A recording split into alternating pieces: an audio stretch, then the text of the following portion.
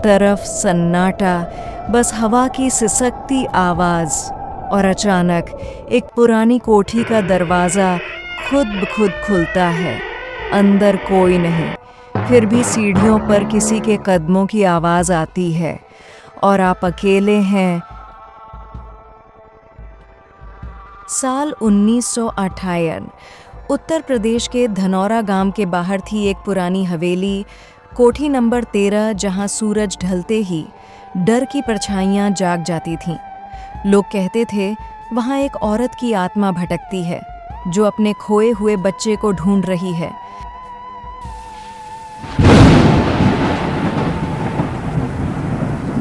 भाई, कल रात फिर चीखें आई।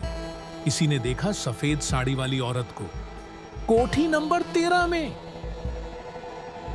अरे ये सब अफवाहें हैं। मैं खुद उस कोठी में जाकर सच्चाई निकालूंगा। बेटा, वो हवेली अफवाह नहीं, वहां रूपा की आत्मा है जिसने अपना बच्चा खोया था। आरव एक पत्रकार था, सच को सामने लाने वाला।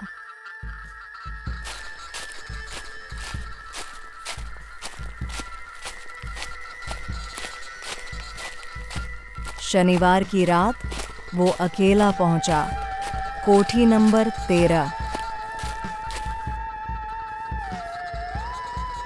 रात के 12 बज चुके हैं। मैं अब कोठी के अंदर हूं। अब देखते हैं सच में भूत है या डर की अफवाह।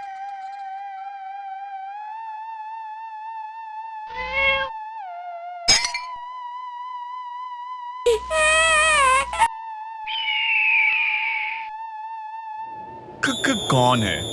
कहीं से बच्चे के रोने की आवाज आ रही है।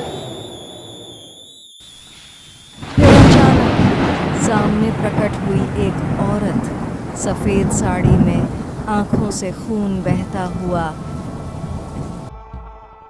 मेरा बच्चा, मुझे मेरा बच्चा चाहिए। मुझे कुछ नहीं पता। मैं कोई बच्चा नहीं हूं आपका।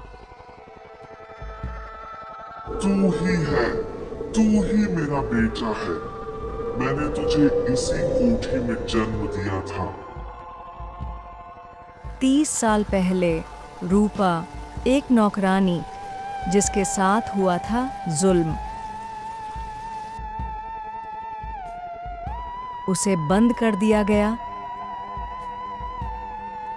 उसने एक बच्चे को जन्म दिया, लेकिन वो बच्चा उससे छीन लिया गया और रूपा ने छत से कूदकर जान दे दी। रूपा की आत्मा 30 सालों से अपने बच्चे को ढूंढ रही थी और वो बच्चा कोई और नहीं, आरव ही था। अब तुझसे मिलकर मेरा मन शांत हो गया। अब मैं मुक्त हो सकती हूँ।